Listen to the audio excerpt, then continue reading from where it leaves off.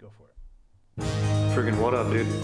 Strider Wilson. I'm the host of this podcast that's mine. Going to be called History is Dank. History is Dank with Strider Wilson. Dankness from the ground.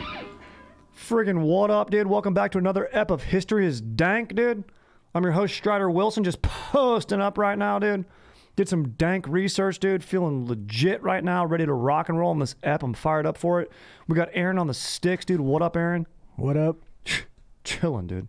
Freaking sipping on a dank little beverage, dude. That's like caffeinated. I don't know, but it's pretty tight. You drank a warm Coke earlier, didn't you? Warm Diet Coke. Brutal. Brutal. I mean, it's torture. So that should just be, it should be criminal. They should do that to the people on, you know, death row, heinous criminals, dude. Before we shoot them off to space, make them drink a warm Diet Coke for their journey. Twisted, demented, dude. Who knows? Maybe that's something we'll do in the future, dude. Honestly, dude, I've been thinking about the future, dude. I've just been like, you know, taking every opportunity, dude, you know, during this QT and just, if I pass a window and some rain is pelting against it, you know, peppering the window, I'll just look out it, 1,000-yard stare. You know, if I'm happen to be driving over an overpass, I'll just, you know, pull over and just watch traffic and just imagine the future. You know, if I'm, you know, where else do people imagine futures in films? You know? If I'm, you know, sometimes I'll pull up by LAX, laying on back on the hood of my car, and watch planes land, feel the energy, Wayne's World style. Just think about the future, dude. I'm just thinking, dude, and I'm like, you know, can I be a valet forever? I don't know, dude. You know, and we're a podcast where we look at history, but, you know, if you can't understand the history, you're doomed to repeat it, dude. Friggin' smart people say that, dude. And now I'm just like, thinking about my future, and I'm thinking I gotta freaking just, I think I'm gonna straight up run for CA Gov, dude. Newsom gets recalled. I'm just like, dude, I make good calls. He's going to get recalled, and I'm going to start just making good calls. Like, you know, I make good calls at bachelor parties. I set up, you know, paintball days in the morning. You know, I make good calls when dudes are like, yo, where should we eat? And typically I'll just be like, dude, let's just order some za and finish watching The Rock. And everyone's like, that's a good call. Why go out? You know, that's a good call. So I'm chock full of that shit, dude. I'm chock full of good calls.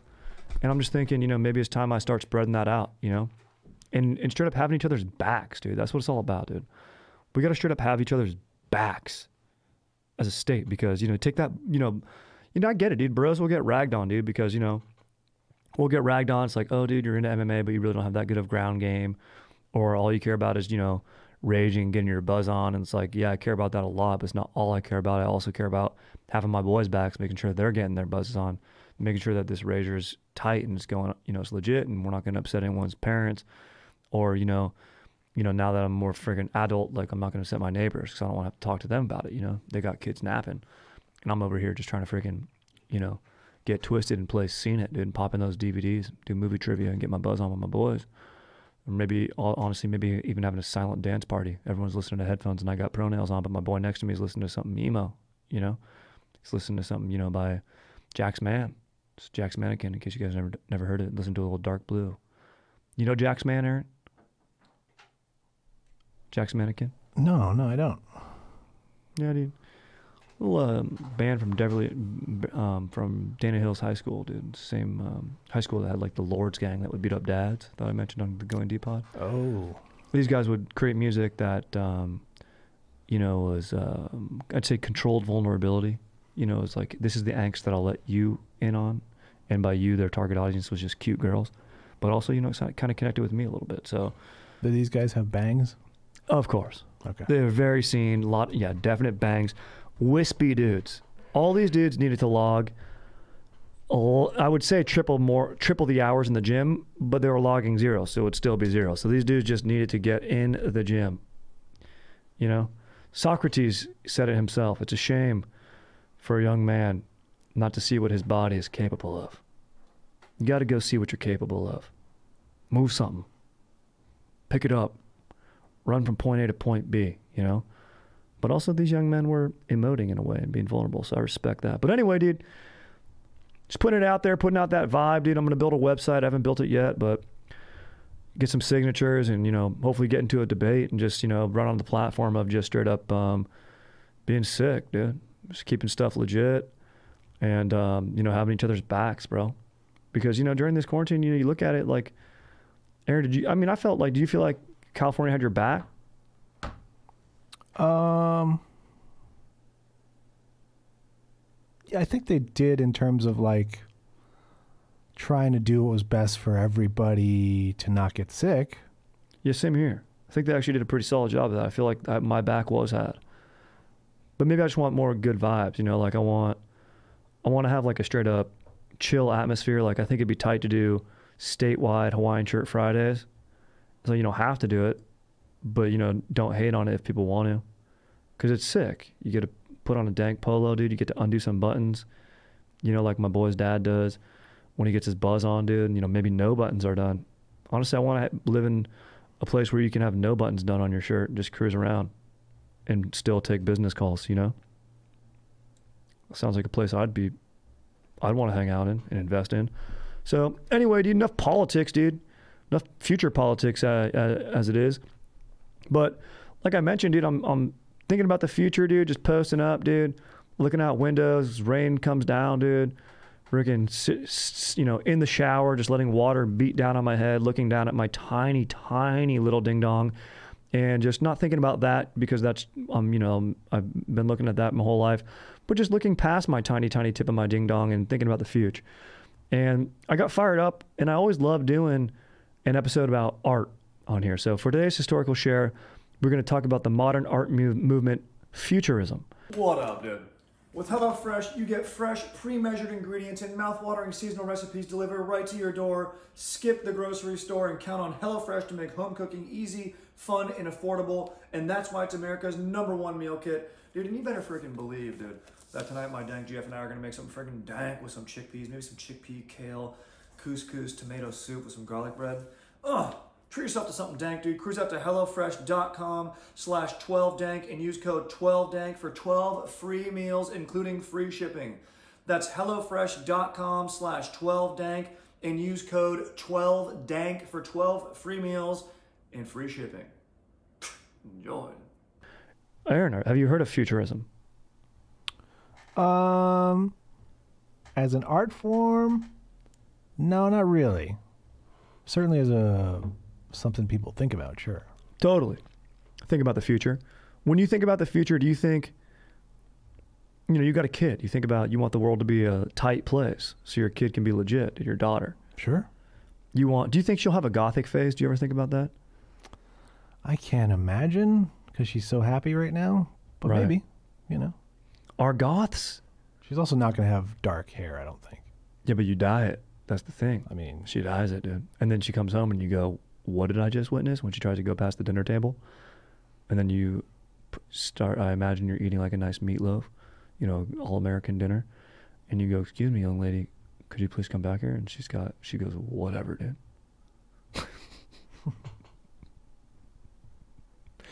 I imagine if I have a daughter, she'd have a goth phase, dude. Like Evanescence. Be really into Evanescence, lean into that look. Billie Eilish. Billie Eilish isn't as goth as Evanescence, am I right? no. The lead singer of Evanescence, I know that's the band. Nah. I don't even really think that they're that goth, but yeah, Billie Eilish is definitely not. She's got neon in her hair. Yeah, it's too bright. You got to go dark colors. You got to go, you stay away from the sun.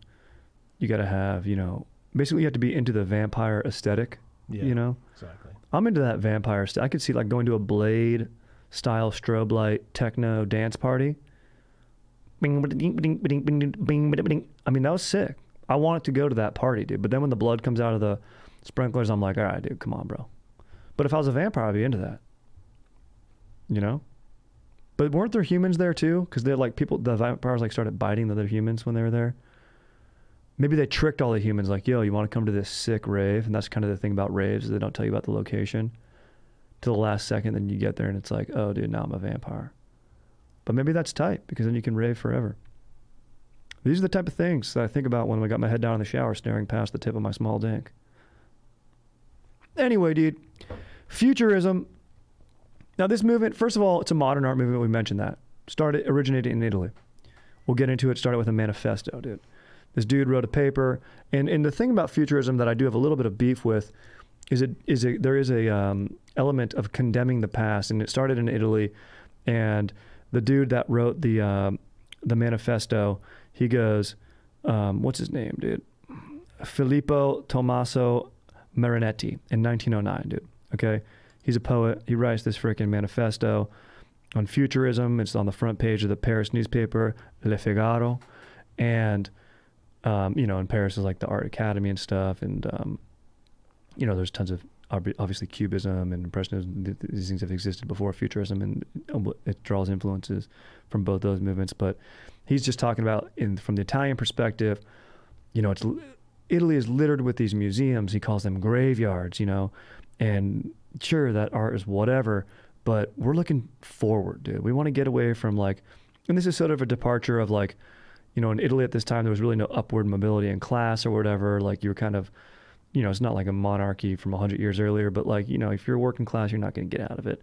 And so it's this celebration of what can be and the possibility of man and progress. And then sort of some nationalism behind that as well. And as we know, Italy does become a fascist country in about 30 years' time. So maybe even slightly less, 25 years' time.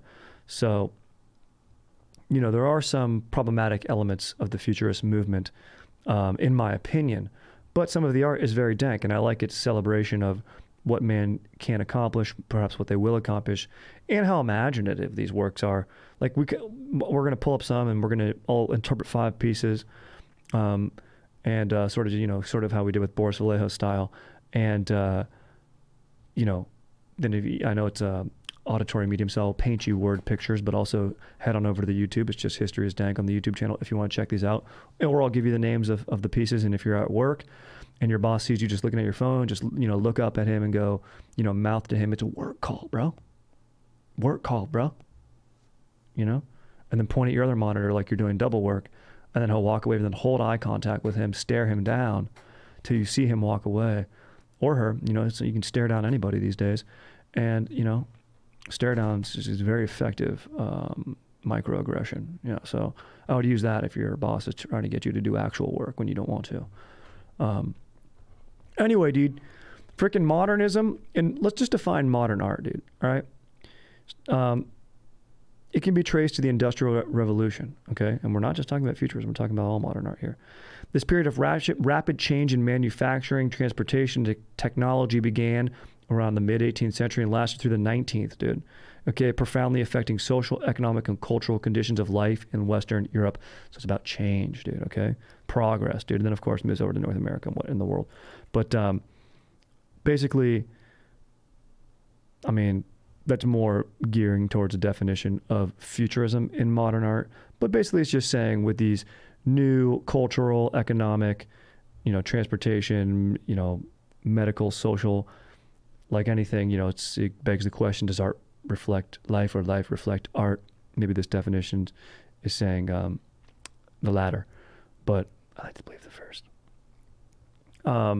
So, dude, but my favorite thing was basically just talking about, and what I did like about futurism is its celebration of radical possibilities, dude, okay, of the world. Okay, it depicts radical possibilities of what the future might hold, dude. And it's freaking dank, dude. They're talking about, think about this. This is in 1909 is when the manifesto gets written. A lot of these works I'm going to talk about are from 1910 to 1920, maybe at the latest. And the stuff they're drawing, we look at now because we have all these things, but think about what a car looked like. People were still using horses. If you had a bicycle, people were like, whoa. Now if you're an adult and you're on a bicycle, I'm going, whoa, for a different reason. Whoa, what's wrong? Why does this guy have a bike? And this is mainly in LA. If you're, on a date or you're, posting up on a nice vacation and you're taking a bike ride, I get it. But I am ragging a little bit on dudes who use bikes as their primary mode of transportation in LA. And you're an adult with a backpack and then you got a cast on. What's going on, dude? What type of decisions are being made? Aaron, are you about to go ride a bike around LA? No. Not with the proliferation of people texting or talking while driving on their phones. That's what I'm saying. Nope. Doesn't matter how good you are on that bike. You're trusting the dude with that 2,000-pound car, Prius, sending a message to his GF, you know, LFMAO, at that friggin' joke that you just made about, you know, some tasteful decor. And I'm not saying that I do this, but look out, dude. That's all I'm saying. Someone's reaching for something. Maybe they drop their lighter or their piece. They're trying to pack a bowl on the 405, burn themselves a little bit. And if you got a bike and you're on the 405, look out. All right, dude. Chief artists associated with Futurism, dude. Giacomo Balla, Umberto Boccioni, Gino Severini. I like these names. Italian names, good names.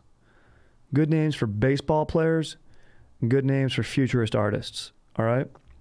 Also, just a precursor, Futurism kind of died out after World War I. You know, because then people were like, well, the future might be pretty bleak. You know, they're celebrating all these beautiful machinery and things that men will make in these big cities and everything. And then, you know, with the buildup of nationalism and everything, the sort of the vigor behind the movement sort of dies out in its process we called the return to order, which would be regular, you know, maybe back to Impressionism or any other modern art movements, or possibly even just a reversion back to classic art, although I don't think it was like that drastic of a return to order. All right, dude. There's your brief rundown, a little brush up for you on Futurism right there, dude. Now let's interpret some works, dude. First work here is by Umberto Boccioni. It's called Unique Forms of Continuity in Space. Of course, that isn't it. A translation from English, from Italian to English. It's 1913. Now, this is a sculpture, dude, for you, those of you listening. If you're watching on YouTube, you can very well see it right here. It's definitely abstract, but you can make out what looks like a robot or a man running? Aaron, what do you imagine this is? I mean, I definitely see a boob. Oh, yeah. Oh, that's definitely, yeah, perhaps a woman or a android woman. But it's the idea behind this, and the title, Unique Forms of Continuity in Space, is capturing, it has cubist roots here, and you know, cubism is all about the multiple perspectives put on like a 2D surface, but this is a 3D surface. You could even, you know, speaking about blade raves and strobe lights, if you were to put strobe lights on this and watch the light in the background, it would look as if this thing might be moving. Perhaps you have strobe lights on reflecting off of or just a light reflecting off of a disco ball, which would be tight to put above this. And it would really capture this piece, the void around it, how it is moving through it. Because you can see like parts of the metal that this is made from, and it looks to be bronze, like moving backwards. So this piece definitely looks like it's moving forwards and coming at you, you know, perhaps like a linebacker, you know, but it's pretty gnarly, and it's all about capturing a human in motion and various angles. You know, you would want, if you were at a museum, you'd want to put your hands behind your back, clear your throat repeatedly, as if you're understanding it very, very precisely and specifically, and really observe the piece from all angles, and perhaps see boobs. I do not see a dong, unfortunately. I always like when there's a dong on a sculpture. Don't you, Aaron? For comparison's sake, sure. Yeah, I love to observe. And yeah, so it's pretty freaking dank, dude, right? It's just dope. I would put this, you know, maybe shrunk down and use it as a paperweight on my desk, and perhaps that's a bastardization of what this is, but the papers that I would use to weigh down would be deals that I'm making on my desk. So that is about movement and future deals. After all, movement from someone's bank account, from dough from their account into mine, is after all a movement and a celebration of a future that is going to be dank. You know, get my GF&I dank new couch, you know, L couch, for freaking legit, and be so freaking sick. So this is, I think, if I were to think of the futurist movement, when I think of it, I do imagine this work right here. It's a sculpture. But, you know, I always love a nice painting to interpret. So let's go on to our next work here. This is Dinamismo di un automobile by Luigi Russolo, 1912. So dynamism of an automobile. And if you look at this, Aaron, what type of vehicle are you seeing here, and are you even seeing one? I mean, I definitely didn't see one until you said the title. Mm-hmm.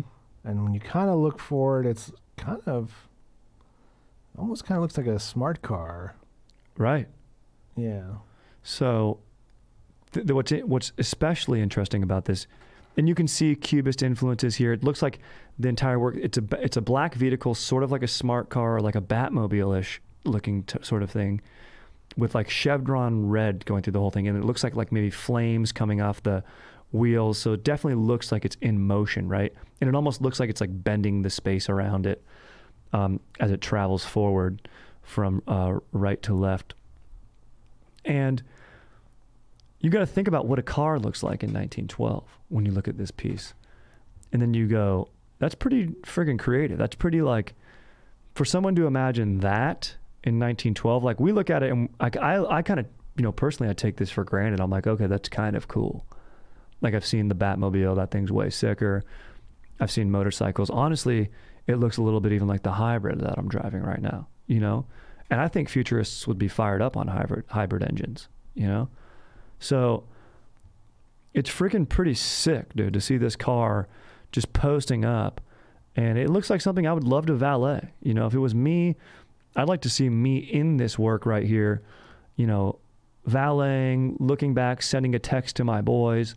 Of course, once I get parked, and just being like, what up, dude? I'm going to pick up some IPAs before our fantasy draft. And that's what I like to imagine when I'm looking at this sort of work right here. So it's very, very dank, and definitely a celebration of the automobile and machinery and what it's quite capable of. Just a pure, and I think this work right here, for me, you know, I like to talk about the sculpture previously, unique forms of continuity in space, as like just a celebration of man and his achievements, but it's still ingrained in the past because he's running, you know, like we're watching a man run in a futuristic way in that. In this, we're watching man's creation speed through, you know, whatever perceived space this is that we're looking at. And it's friggin' tight, dude. It's friggin' very tight. Honestly, the way I just said perceived space right there, I really want to just take a sip of wine. Aaron, are you surprised that I'm not taking a sip of wine right now? I mean, I know it's not in front of you, but that's probably the only reason. Thank you. Absolutely. Okay, so we mentioned Futurism's a movement, you know, written by, you know, started by the poet in Italy. However, there was a big influence of Futurism in Russia. So there's a Russian futurist movement. In this next work, The Cyclist, by Natalia Goncharova. As you can see here, it already feels Russian, just the way this guy's leaning over his bike. There's an element of pain here. Am I right? Yeah. And Russian futurism, you know, give a dead giveaway if you didn't read the title or the artist. You would see this Russian text here, and in Russian futurism, they liked to use words and everything like that. And these are just shops. But the words, you wouldn't be able to really just, even if you could read Russian, it would be only segmented, because the idea is that this cyclist is going past these shops, so you only see part of what the sign would actually be. And like you can see he's going past a coffee shop and like a hat shop, and then he's on a cobblestone road. So and he's on a bicycle, which is a futuristic vehicle. And the idea is it's the past, these stones are reverberating through his body, and the future sort of, you know, rubbing up against the past and how it's affecting man. And you can see the man on the bicycle who I mentioned looked like he's in pain, actually is in pain, not just because, you know, the Russians love that type of stuff in their literature and everything, but the cobblestones are reverberating through his body, so you're seeing that movement. And so it's all about movement and motion and going forward.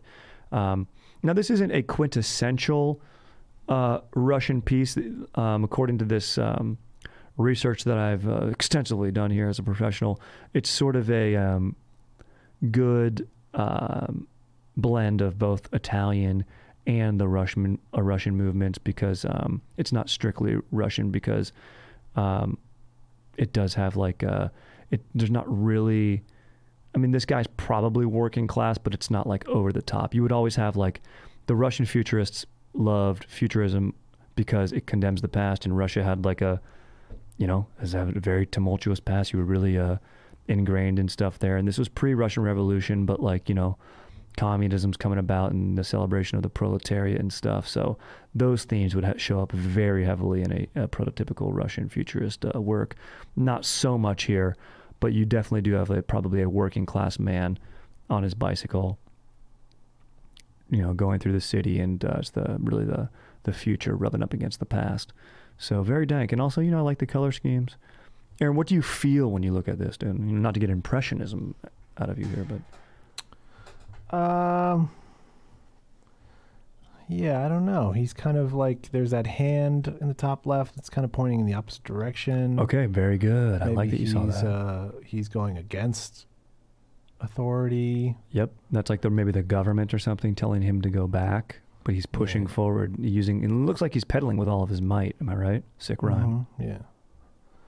There's also like, it's weird. The gears of his bike kind of look like a film canister. Yeah. A film reel. Oh yeah, they do kind of look like a film reel. But then also the word above him is like, I'm sure it's supposed to say work or something, but it looks like it says week. Yeah, it does. That's the thing, is I don't know. I think it's just shops. According to this thing, it's like, yeah, it's a window advertisements, silk thread, hats, and more. And he's ignoring these expensive wares. So apparently these are expensive wares as he pedals doggedly, right? Okay. And you just said, yep, he's being pointed back in the other direction. So it's a commentary on the state of the working condition. So in that essence, you know, you're not going to avoid that theme in Russian work in the modernist era. So it's a nice blend between the two.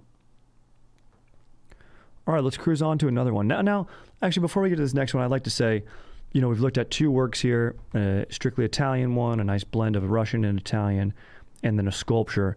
And what I do love about the Futurist movement is it's not tied down to any one medium, right? And, you know, a lot of these other modern art movements aren't always, but typically the main thrust is paint, you know, whether it be oil on canvas, acrylic, whatever, pastel or something. But, you know, we have a sculpture here, we have two paintings, and, you know, but this movement of Futurism was started by a manifesto by a poet. So a lot of it is poetry, a lot of it is word-based, and it's artists taking those poems and then they're using their medium. So it's a collection of artists sort of all getting behind this idea. And so you would have poetry nights, and they would even have dance parties, Futurists. So, and I mean, I bet you if a Futurist saw the movie Blade, they'd get fired up on that dance party until they saw vampires. Then they would be scared. Or they'd be fired up, you know. Maybe vampires typically, I think, like are set in like Paris, you know, and no one talks about Italian vampires. But even though I think vampires actually go back to like the dude Ivan the Terrible, because he was known to like bite his victims and then like put their heads on stakes. And that's like sort of where, you know, all myth is rooted in some sort of reality. But let's not get bogged down in that. Let's talk about this Futurism and these dance parties. And this next work that we're going to look at here is an image of perhaps what I like to imagine a futurist dance party could have looked like. What up, dude? With HelloFresh, you get fresh, pre-measured ingredients and mouth-watering seasonal recipes delivered right to your door. Skip trips to the grocery store and count on HelloFresh to make home cooking easy, fun, and affordable. And that's why it's America's #1 meal kit, baby. Dude, I'm freaking loving HelloFresh right now with my freaking dank fiance, dude. We're looking in the pantry and we're going, what do we want to make, dude? Pasta night, dude? We're going to do sardines or something right now, dude? How about we just cook up one of these dank little brown baggies from HelloFresh, maybe a little barbecue pineapple flatbreads? That's one of my favorites, dude. Something with chickpeas, dude. Dude, we do everything chickpea tangine, dude. Chickpea kale tomato soup with a friggin' dank garlic bread, dude. Look out, dude. Just whip those puppies up. Everything's pre-measured, dude. We're getting no stress, dude. Getting meals on the table in 30 minutes or less, dude. Sick rhyme right there. What up, dude? Also, dude, 4 and 5 HelloFresh customers said they leave a healthier lifestyle because of it, dude. And you know I'm freaking making gains with the kettlebells, dude. Throwing steel over my dome, dude. And I got low carb, freaking calorie low options, dude. Carb conscious, dude. Freaking, of course, I just mentioned my freaking dank fiance and I do it vegetarian style, dude. Although you better believe I'm gonna order myself some freaking maple glazed chicken with some freaking sweet potato mash and some green beans, dude. Power food, sweet potato, dude. Come on, dude. Treat myself too. You know what we're treating each other? I love it, dude. My freaking dank fiance and I are doing little date nights. We put on a little bit of tunes, dude. A little glass of vino, dude. We're cooking up. We're enjoying ourselves, you know. Not having to measure stuff. It's all just fun, dude. It's like building, you know, a dank piece of furniture together or something like that, but we get to eat it at the end. It's tight. We're accomplishing something together, dude. We're doing battle in the kitchen of cooking, dude, except the battle is tight and we're dancing. So do it right, dude. Honestly, dude, you can measure stuff out. Obviously, we get the portion for 2. Get the portion for 4 and cook for your boys. Do it Goodfellas style, dude. Slice that garlic thin. Cook them up some chicken parm, dude. You know there's gonna be a dank option like that, dude. So, and you know it's gonna be fresh, dude. Stuff just comes out fresh every freaking week, dude. Local markets, locally sourced stuff, dude. Bomb, dude. .com. And speaking of .coms, dude, cruise out to HelloFresh.com/12dank and use code 12dank for 12 free meals, including free shipping, dude. That's HelloFresh.com/12dank and use the code 12dank for 12 free meals and shipping. Enjoy. This is me doing the robot, which is obviously a futurist dance move. And you can see, you got to think, as you look at me in my apartment dancing by myself doing the robot to no music and just capturing this one image, I'm looking at the barrel. And I like to imagine I'm looking into a device that even 10 years ago would have thought, oh man, I can take my own picture. A futurist would be so fired up to see this that I'm able to take like a self-portrait like this. You didn't see many self-portraits in Futurism, but really see me doing the robot. They would love robots. I imagine if at a futurist dance party, they were all doing the robot. And it's a move that you can get away with limited mobility and fluidity in the hips like I have. You know, I'm not exactly, I mean, I can move, but you know, I'm not exactly, I wouldn't describe myself as fluid. I never have 2 heels on the ground at once. I'm a very solid freak dancer. In fact, the other night, when I did take this picture, soon afterwards, my now fiance said, "Oh, Sharda, we haven't freak danced in a while." And we put on some Cisco thong song and we freak danced while our chickpea casserole, or excuse me, our chickpea curry was simmering. It was a tight moment. So yeah, dude, dance inspires. You know, this movement is meant to inspire. It's meant to get people fired up on like what we can achieve and perhaps do good, you know, and especially in and around machinery. So I think it's sick, dude. I think I got fired up to do that robot, and I was doing it. I took a video, and that was a screenshot of a video. So I really should have even had the video, and then you can really capture that movement. It would have been more futurist. I mean, film as a medium is futurist in nature. So I mean, I think one of the very first films was like of a train. So, you know, makes sense capturing a medium with a medium, and quite meta, if you will. So I just think it's sick, dude. And I like to think, you know, what am I imagining in my dome as I'm dancing like that, right? You know, I'm imagining similar thoughts to when I'm looking past my tiny dink, thinking about my governor maneuver and the future of the state. Or am I just imagining how tight it is in that moment? I couldn't tell you. Honestly, I was just imagining trying to look sick and if my traps looked good. I did do 10 push-ups before I took that, admittedly. It shows. Thank you, Aaron. Yeah. Thank you. Aaron, when you hear a song, what's a song that you hear that you're just like, all right, I got to move? Like an undeniable song that's like, this is getting me out of my seat. I don't even care. You're at a wedding. The opening few seconds of Let's Dance by David Bowie. Oh, yeah. It's just the drum beat into the, just, you got to move. I love Bowie, dude. There's an artist called Kevin Little. I forget the name of his song. He had one hit, but really it just makes me want to immediately get on a flight to Cabo or the Bahamas and just go dance on the beach. I will say probably anything Prince gets you moving. Yeah. You know, anything Prince. Sure. Kiss. Absolutely. Yeah.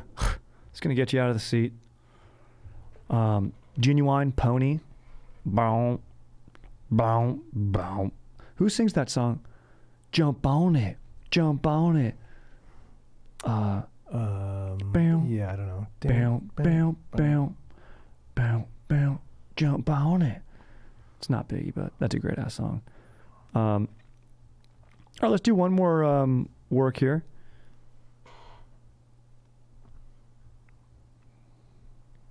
Should be very dank. Our final interpretation here. Okay, here we go. Now, this is not a futurist work. It is, in fact, a Boris Vallejo. It's called Bridge to the Future. So it does have the word future in it, but anytime I'm observing art or looking at any art, I always find myself going back to Boris Vallejo. I just love it. And I mean, what I'm seeing here is a mythical dragon reptile, and it's called Bridge to the Future is this work. And the reptile dragon is extending his neck towards an absolutely jacked, what I would imagine would be a native woman of this moon world who has a futuristic look. I don't know if she's wearing metal or some sort of ivy, sort of avant-garde vodka commercial bikini here. And it looks like she's, in a Sky vodka ad stepping out of a pool. And she's probably debating, she's sort of looking off to the left, not at this lean-looking, wispy, who was I saying was wispy earlier, Aaron, that needed to work out? Emo guy, but from the future. And he almost looks like he's, the way the light is hitting him, he looks like he's perhaps even made of iron, or looks like one of those dudes who just stands still as a statue and then scares tourists, looks like one of those dudes maybe. But he's extending his hand in the direction of his tamed reptile's neck, offering for this absolutely shredded, looks like spin class doing native woman to this moon world. And you can see, and in my interpretation to keep it futurism here, is this moon world, it looks like a primitive place. There is a gigantic sort of Roman-looking, dune-looking structure in the back, but it looks, it's made of stone. There's no machinery there. The sky behind looks fiery, as if perhaps it was destroyed, so maybe the future is bleak in this instance. And, this reptile, which is something of the past, has been tamed by this wispy man. So this is a taming of the past by the future. And is this woman going against what she's known and joining, is she reluctantly joining this wispy, robotic, emo-singing dude atop this reptile? I do not know. In any case, it's dank. Aaron, what are you feeling and interpreting when you see this? I mean, she could just as easily high dive off that rock, She might be interpreting. She's looking towards that ground, yeah. She's like, nah, maybe not with this guy. Mm-hmm. She wants to be free. Yeah, she does want to be free. And does she want to go right off, on this reptile with this futuristic-looking android dude to, who knows where to go do data entry on a spaceship? No, she wants to freaking post up and chill and do spin class or whatever it is to, excuse me, my language here, keep her rig in absolute order, and I refer to rigs in appreciation, both male, female, and other. I mean, the rig on this mythical beast, he's absolutely jacked. I mean, I can see a pronounced bicep. His neck looks like the neck of an Orange County dad who spends a lot of time doing real estate calls at the gym in his Under Armour polo. Just an absolutely shredded neck. I've said it and I'll say it again. Dads in OC have thick necks. You go to a Little League game in the OC and you got a lot of thick-necked dads. All of them are contractors specifically extending gazebos. Dude, it's just... And then again, maybe it's about a relationship interpretation, maybe she dated this guy, they had a fling, and he came back, or he promised he'd come back, and she's like, look, I've waited for you, but I've moved on. Maybe it's not about the future. Maybe it's about, it's a bridge to the future of this relationship. It's love, but is it a love lost? In any case, it's a dank screensaver, I'll tell you that much. Yep. Oh, dude, I mean, that's your basic rundown on futurism, dude, Early 1900s, pretty dank movement. celebration of machinery and movement, space, and it plays with time a little bit. It's fast paced, and I like that, dude. That very first sculpture by Umberto Boccioni. That's a sculpture you would want to have, like, that's just something where you would have edgy stand-up style sex next to, and you would feel sophisticated. You would want to bone in a tuxedo. You'd want to full in gala regalia, and you'd want to bone. You'd be searching for earrings after it. You got to watch some of those edges, though. You do. You definitely cut yourself or poke out an eye. I was thinking more about your butt, but okay. Oh, very true. If you're leaning up against. Yeah. Very true. Maybe we were thinking of different boning positions. Maybe. I like that. Whichever style. I think at this stage in my life, I might be able to say I have a lovemaking style. And I think that's cool. I'm not saying mine's better than anyone else's, but I'm saying I can visualize, and I know I can be an effective lover. And I can honestly put a little bit of style. And did I say I'm a finesse bottom?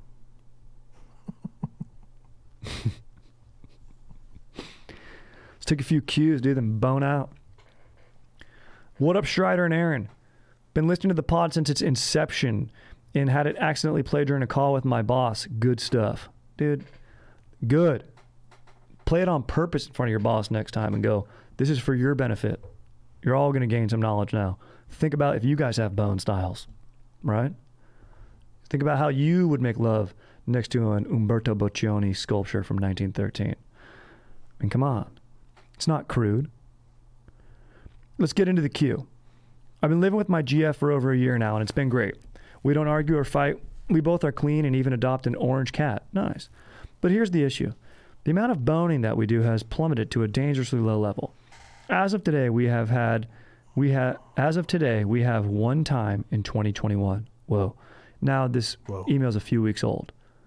So, but still, we're in April, and this is probably a few weeks old of an email. That sounds like a few months. I make romantic gestures, which she appreciates, but they rarely come to sexual fruition. You and Aaron both live with your GSYs. Is this something you just have to deal with, or should I make a bigger deal about it? I have to mention it multiple times, but I end up looking needy and soft. The only positive is that my right forearm is significantly stronger than my left. Sorry for the long question. Interested in your take. Thanks, Jack. No, Jack, this is an excellent question. And I'm fired up that your right forearm is getting yoked up too. That's legit. Maybe use maybe switch it up to your left a little bit to, get some balance. I like, like I said, I want your rig. I appreciate all rigs to be nice and balanced, and I especially love forearm strength. So, and I like that you're able to find the silver lining in this situation. But I would say, I think it's okay for boning to go down when you start living together. When you're not living together, you're seeing each other, you're meeting up on purpose, and you're going to capitalize on those moments. When you're living together, you're doing your own life, blah, blah, blah, whatever. So I think boning taking a little regression is normal, but I think, and Aaron, correct me if I'm wrong, this seems a little bit too much of a regression, in my opinion here. Yeah, that's pretty harsh. Yeah. Even if you're at 2 right now, that's still pretty harsh. Yeah, I agree. They're not arguing or fighting. I'm wondering, are they drifting apart here? Is she not? There is just you get too comfortable sometimes and you forget how to care for one another. Yeah, it's true. You gotta almost, it's tough, but I would say, dude, Jack, you almost gotta have game to make love to your GF now. You don't need a leather jacket or to smoke cigs to look cool, or to get a Harley, because she's like, no, that's not you. You need almost like game that I'll run now on my Dank fiance is I'll talk about yo, did you see, I'll be on a walk and I'll come back. Do you see how cute and quaint this nice little 2-bedroom in this building is next to us? Yeah, but did you hear how expensive the units are in there? Man, we got such a good deal on ours. Let's go. Just reminding her of deals that you got. Remind her of smart decisions you guys made together as a couple. Oh, hey, hun. I don't say hun, but hey, hun. This is an example. This is maybe you. Hey, Oh, by the way, there's a parking spot when you get back to the building. Just giving you a heads up. I know you're almost going to be back, so that's kind of nice. Maybe I'll start heating up the water for the pasta. You know? That's game. That's relationship game. You know? Oh, hey, I called your mom today. You called my mom? What? Why? Oh, hey. Just to thank her for having you. It's your birthday. That's what I do every birthday. I thank my mom for pushing you out. Thank your mom for pushing you out. Aaron, I mean, how do you run game? I don't know, man. It's been really tough. Like since having the baby, it's even tougher. It's a new beast. Yeah. Do you just say the line, "Let's create a sibling"? No, I don't think you say that without. Do you say I want without risking? There's no turning back at that point. Dude, that's true. You say I want to make a volleyball team. Beach, not indoor. Don't worry. It's 2, not 6.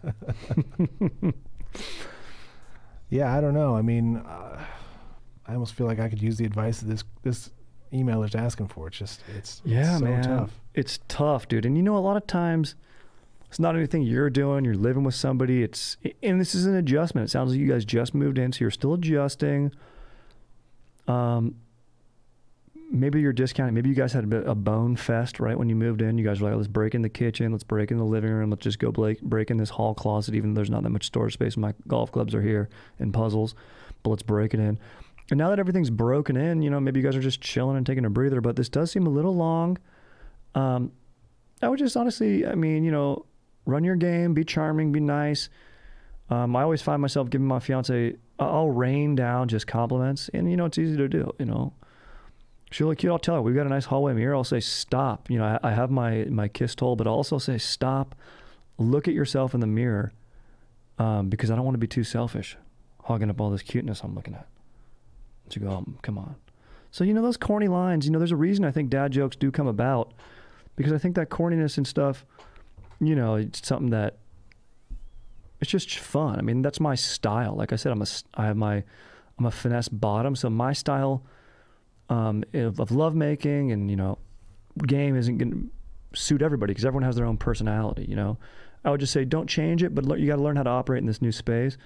And then, you know, since it's been so long at this point, I think a good honest maybe sit down of like, hey, have we just not been in the mood, or what's going on, or is it something I did, or anything you want to talk about? And, you know, try to do it with as little judgment and as gentle as possible. But like, you know, don't sit down and be like, look, I would like to have a scheduled lovemaking. You know, I think that'll do. What do you think, Aaron? Yeah, I mean, there might be some overarching issue that you don't know about, but you know, it's definitely worth talking about. It's tough to be. You almost can't ask. Like I get what he's saying when he's like, you can't ask for it, but like, you have to start the dialogue for sure. And dude, some ladies like the chase. So maybe now that she sort of tamed the beast, you guys are living together, maybe you were a beast afterwards. So maybe you do got to bust out that old leather jacket and let her know, hey, look, I'm still a wild Bronco. You know, I'm not going to go bucking around, but you know, I want to play in this pen that we've got together. You know, keep the horse metaphor going. You know, it's enough palominoing around. Let's go get in our thoroughbed and make a thoroughbred, you know? Something like that. Be a bad boy still, if that's what you were first, you know? Be part of yourself that initiated that attraction. Yeah, man, relationships tough, dude. Deep dive into one's self and then the identity of the two, you know, existing in the dynamic. It's tough. It's fun. It's a challenge. But you got to get your nut. And she's got to get hers too. All right, dude. Yo, Strider, fucking what up, dude? Dude, I need a fire coffee table book for my new pad. I'm thinking something about nature, like reptiles and shit. Or should I go with like Playboys, but tasteful vintage ones with bush? Or maybe just pictures of sweet, high-powered weaponry. What do you think? Fucking thank you, dude, Corey. Dude, all of the above, dude. I mean, I enjoy all. I would definitely thumb through all of those things. I mean, I don't know about the Playboys. I mean, I had like a roommate in college who like subscribe to Playboys, and he's like, I'm sophisticated. I was like, I don't know, man. His argument was like, if I want to, he's like, I look at porn, it's on the internet, but like, this is just stuff that's like cool. And I guess Playboys did have good interviews back in the day, but like, I don't know, maybe one that's like a collector's one, but I don't know if you keep it out on the coffee table. I don't know, Aaron, do you have coffee table books? I don't really have any coffee table books. We don't really have a coffee table like that anymore, but when we did, I had my, I had like 1,001 movies to see before you die. Love it. It's a massive, thick book. It's not super long and tall like coffee table books are. So it's like Maurice's dong thickness. Yeah. But not as long as Maurice's dong. Yeah. Mm-hmm. There's one that I have too that's like, it's another like 100 destinations you have to see before you die or something like that. Like, that's a cool one. it's a pretty cool one to thumb through. Dude, maybe we just gotta write a coffee table book. I mean, this one's all about like, seems like your theme was like bucket list stuff.